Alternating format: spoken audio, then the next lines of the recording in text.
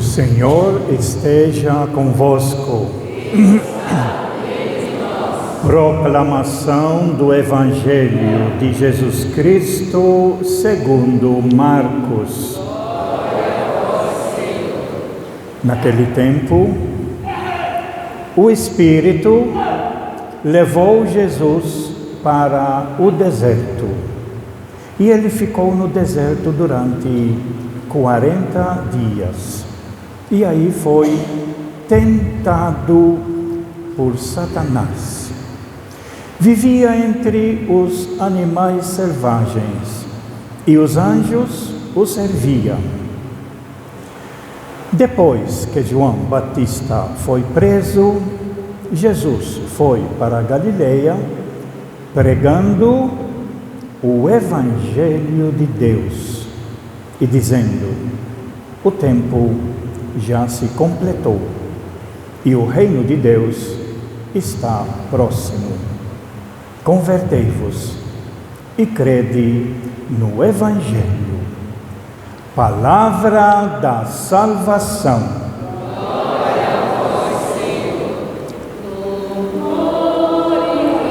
E a ti, Senhor, Cristo, palavra de Deus. Cristo, palavra de Deus. Que estas palavras sirvam para o perdão de todos os nossos pecados. Amém. Podemos ficar sentados. Meus pesados irmãos aqui da comunidade Nossa Senhora Aparecida de Helena Maria, nós estamos iniciando, a partir de quarta-feira passada, o que nós chamamos a Quaresma, que é um tempo especial. As leituras do Evangelho nos 5 domingos da Quaresma são bem escolhidos, com uma certa sequência. As primeiras leituras também são escolhidas de acordo com o Evangelho. A nossa primeira leitura, por exemplo, de hoje fala da aliança. E nas outras leituras de outros domingos vai falar da aliança que Deus tenta fazer com o povo. São 4 alianças que ele vai falar. A última aliança, dita pelo profeta Jeremias, vai ser a aliança feita pelo próprio Filho Jesus Cristo, que, como diz a nossa segunda carta, deu a sua vida por nós para nos redimir e para a gente construir um caminho de verdade, um caminho de fraternidade entre todos.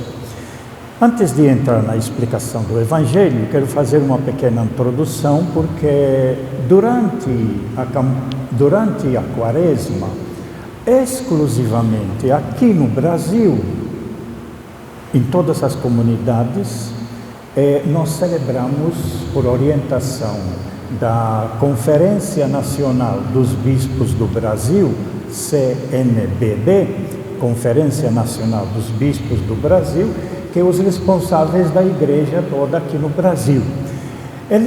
A CNBB, 60 anos faz, que propõe para nós refletir um tema durante a Quaresma. Portanto, em todas as comunidades, nesses 60 anos, nesse tempo quaresmal, sempre nos ajuda a pensar, porque a Quaresma é como um tipo de retiro. Um retiro de 40 dias que nós fazemos, mas nós continuamos trabalhando, nós continuamos indo no serviço, nós continuamos fazendo comida, nós continuamos fazendo limpeza, fazendo as atividades, porém a igreja nos propõe parar um pouquinho mais de tempo para pensar, para refletir, para ver como que está a vida minha, a vida da minha família e a vida dos outros. O tema da campanha da fraternidade que vocês têm aí no cartaz, ele é fraternidade. Fraternidade é a base do Evangelho. Todo o Evangelho, a finalidade dele, a vinda de Jesus Cristo, nascido da Virgem Maria, aqui, que nós celebramos no Natal, humano como todos nós, exatamente para poder nos comunicar e dizer que o desejo de Deus para todos nós que somos seus filhos, sem exceção nenhuma, o desejo de Deus é que nós vivamos em fraternidade. Por isso, quem fala contra a campanha da fraternidade precisa pensar se realmente é seguidor de Jesus Cristo. A fraternidade é a base, é o fundamento. Para isso que Jesus veio, para nos fazer viver em fraternidade, transmitido por aquela frase que está no Evangelho de Marcos, capítulo 9, lá o último versículo, quando ele diz: qual é a vontade de Deus? É que vivamos em paz uns com os outros. Em outras palavras, que vivamos fraternos, em fraternidade com todos, não apenas comigo ou apenas com os meus. Portanto, o tema da campanha da fraternidade é fraternidade e amizade social. Amizade social. E essa amizade social, o que significa ela? Amizade social significa que eu não posso ficar só fechado dentro de mim e dentro dos meus, dentro da minha família. A nossa segunda carta aqui de São Pedro, ela fala do batismo, que faz referência à nossa primeira leitura de Noé, quando, diante das maldades do povo todo e após muita pregação que Noé falava com o povo para se converter, mas não queriam se converter, escolheu as pessoas para entrar na arca, convidou todo mundo, todas as espécies dos animais da criação de Deus, presentes na arca, e os que foram salvos, o resto infelizmente se perderam. São Pedro fala que esse é como o significado do batismo. Aqueles que recebem o batismo de Jesus Cristo é como se estivessem nessa barca grande, no meio do mar das dificuldades, e que são eles que vão ser salvos. O convite é feito para todos. Então o batismo ele nos faz nos abrir para os outros. Você veja bem, quando nós nascemos numa família, onde nós vamos necessariamente, pela convivência e pelo sangue, tração do sangue, criar fraternidade com os irmãos e formar uma verdadeira família.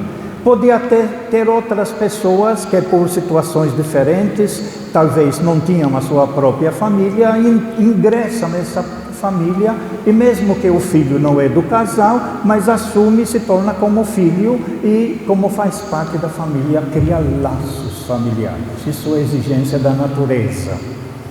Jesus veio e veio nos mostrar que todos nós somos filhos do mesmo Pai. Todos nós somos criados por Ele, por isso nós precisamos aos poucos tomar consciência que irmão não é apenas aquele de sangue da minha família, não é apenas o primo, a prima, mas irmãos somos todos, porque Deus é o nosso único Criador. E Jesus trouxe essa novidade, e como sinal a igreja colocou o batismo. Quem integra no batismo, recebe o batismo, ele está dentro desse barco grande que nada nas dificuldades da vida, mas é esses que vão ser salvos porque escolheram viver a fraternidade com os outros. Então, a fraternidade social significa aquilo que significa o batismo. Eu sou tirado da minha casa, trazido aqui na igreja, e vocês percebem que o batismo, ele não pode ser feito dentro de casa, não aceita, a não ser caso de doenças. O batismo necessariamente precisa ser feito junto com outras crianças, para já mostrar às crianças que agora ela vai ser irmã ou irmão de outros irmãos que com essa criança estão sendo batizadas. Então abre já o leque para todos. E é por isso o batismo é feito aqui em alguns domingos, e nesses domingos a igreja fica lotada porque vem a criança, vem os pais, vem os padrinhos e vem outros membros da família. para dar o sentido que somos filhos de Deus e que de agora em diante a família ela tem a necessidade de manter a fraternidade interna na família, mas aberta para ir conhecendo outras pessoas com quem eu vou me relacionar e com quem eu preciso viver. E esse leque aberto precisa abrir cada vez mais. Se sou cada vez mais seguidor de Jesus Cristo, eu vou começar realmente a me interessar em conhecer outros e para poder simpatizar-me com esses outros e nas necessidades grandes ajudar esses outros. Isso significa fraternidade social, na sociedade. Esse é o tema. Esse tema, na realidade, foi Jesus que nos trouxe e está dentro do próprio Evangelho. O apelo que Jesus Cristo vai fazer em todo o Evangelho, quando ele vai dizer, inclusive, pregando o Evangelho de Deus e dizendo: o tempo já se completou. O Evangelho de Deus, esse Evangelho que Jesus nos trouxe para abrir para todo mundo, pregando o reino de Deus, o Evangelho de Deus e dizendo: o tempo já se completou, agora é a hora. Agora é a hora. Na quarta-feira de cinza nós cantamos muito, inclusive da carta de São Paulo, 2 Coríntios, quando ele disse: a hora é agora. Jesus já chegou.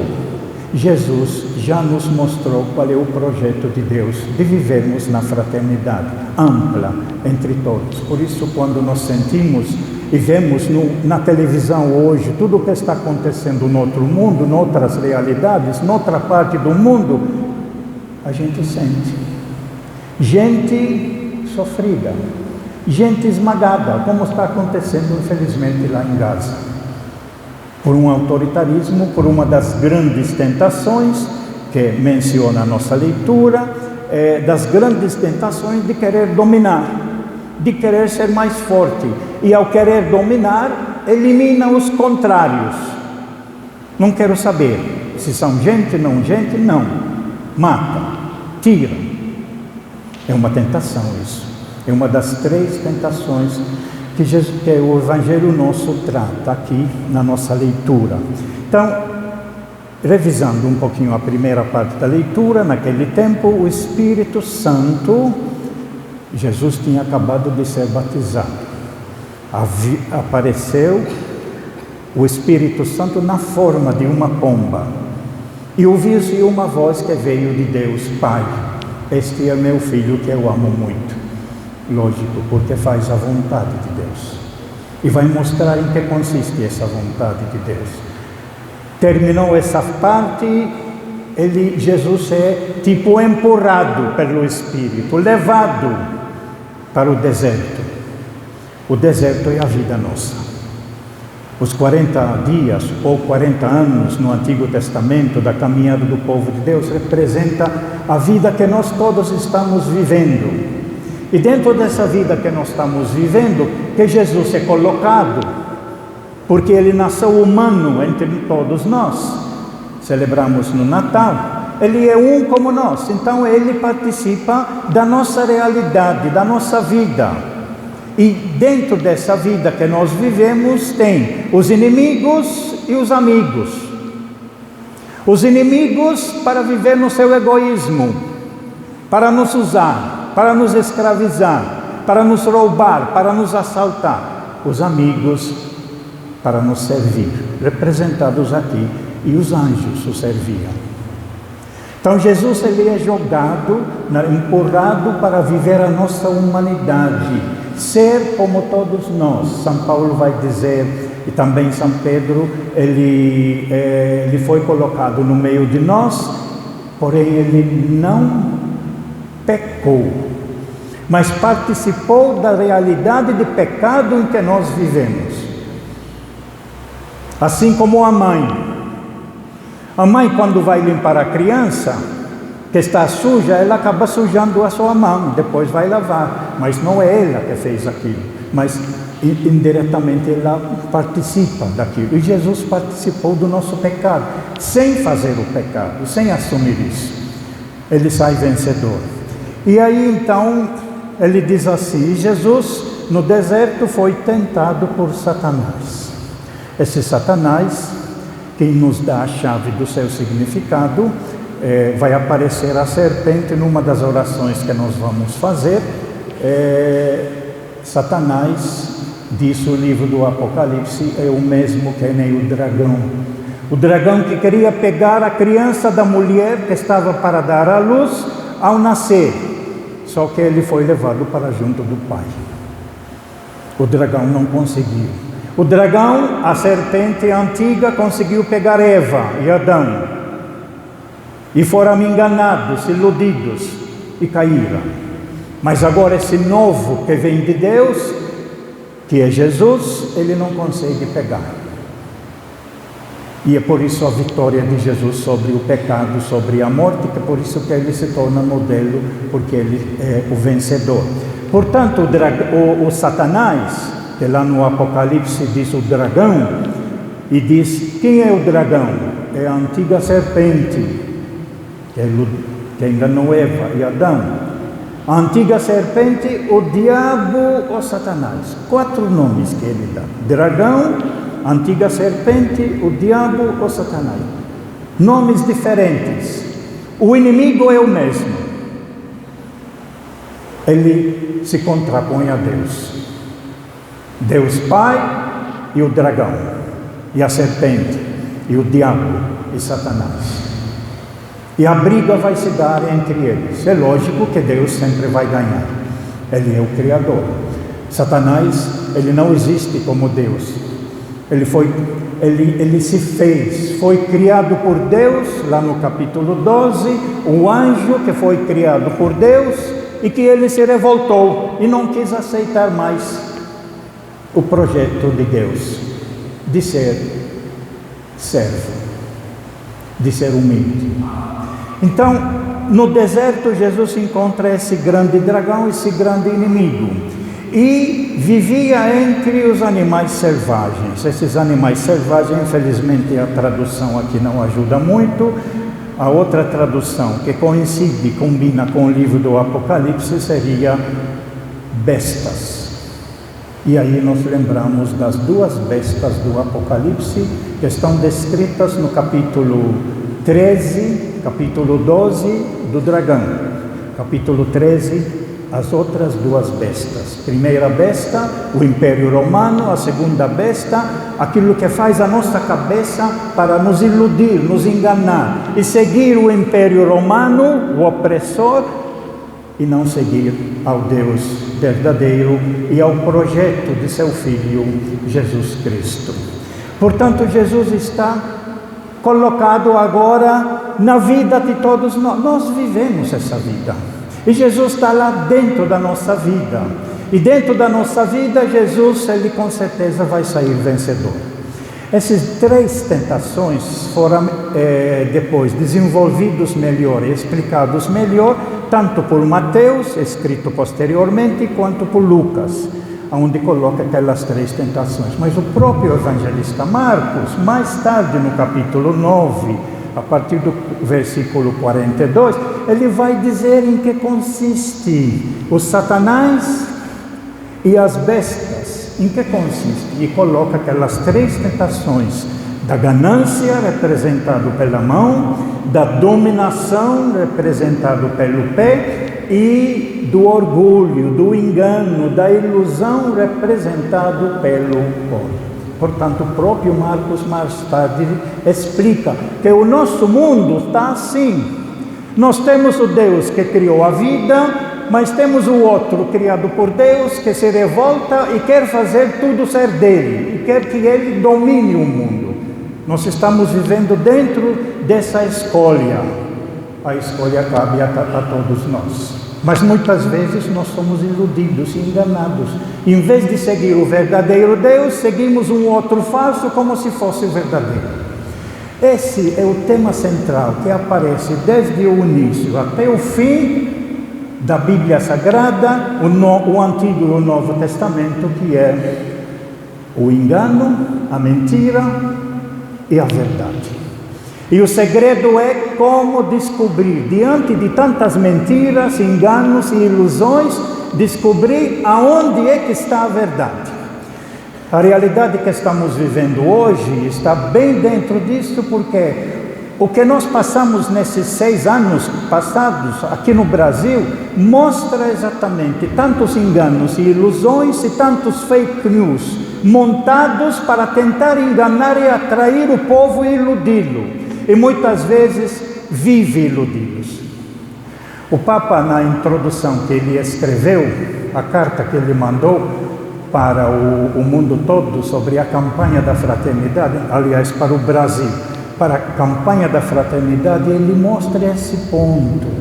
Ele mostra esse ponto do faraó, que conseguiu dominar o povo, escravizá-lo. Mas disso, Moisés, com a graça de Deus, conseguiu libertá-los e sair rumo à terra prometida. Só que o Papa disse uma coisa muito interessante. Ele disse: apesar que o povo foi libertado, como ele não tomou consciência da sua libertação e de tudo que foi feito para se redimir, a cabeça deles ficou presa ao faraó. E aí teve um certo momento de grande dificuldade da vida, que eles falaram: é melhor as cebolas lá do Egito do faraó, porque a cabeça deles, o faraó conseguiu dominar a cabeça deles a tal ponto que eles chegam a declarar: é melhor com o faraó do que nessa dificuldade da vida, nessa caminhada que estamos construindo. Jesus é aquele que nos traz essa vida nova, aquele que nos ajuda a abrir os olhos, aquele que apresenta para nós, a partir da sua vida, seu ensinamento, o seu projeto, é um caminho novo. E esse caminho novo que a igreja nos propõe para a gente pensar durante esses 40 dias desse retiro que nós vamos fazer juntos, enquanto vamos vivendo a nossa vida, nos propondo pensar o meu relacionamento com meus irmãos, não apenas a família, mas outras pessoas com quem podemos construir a fraternidade. A recomendação é muito importante que a gente cria laços, porque se os laços de amizade vão aumentando devagarzinho, não como no Facebook, que tem 1000 amigos, dos quais você tem 5 que são bem amigos, o resto simplesmente porque estão lá no Facebook. Mas amizade verdadeira, amizade que quando encontramos dificuldades somos ajudados, e quando os nossos conhecidos encontram-se em dificuldade, a gente vai lá ajudar porque conhece. A tarefa nossa é aumentar a fraternidade, aumentar a convivência. Nós vamos ter as vias sacras nas casas, tentamos participar, nas casas não, na rua, que eles vão avisar como que vai ser a via sacra na rua, mas as reuniões nas casas são muito importantes, onde a gente passa a conhecer um ao outro, onde começa a criar laços de solidariedade, de fraternidade, de confiança. O que vai nos salvar vai ser essa amizade criada. Se a gente ficar isolado, sozinho, pode saber de tudo, mas está perdido. Porque nas dificuldades que sempre vai aparecer, nas dificuldades da vida, nós precisamos dos outros, que percebem a nossa situação e vêm nos ajudar, vêm nos apoiar, vêm nos sustentar. Portanto, criar fraternidade, criar amizade, confiar, visitar as pessoas, ir tomar café junto, conversar. Muito importante isso, criar esses laços que nos sustentam em toda a nossa caminhada. Louvado seja nosso Senhor Jesus Cristo. Creio em Deus Pai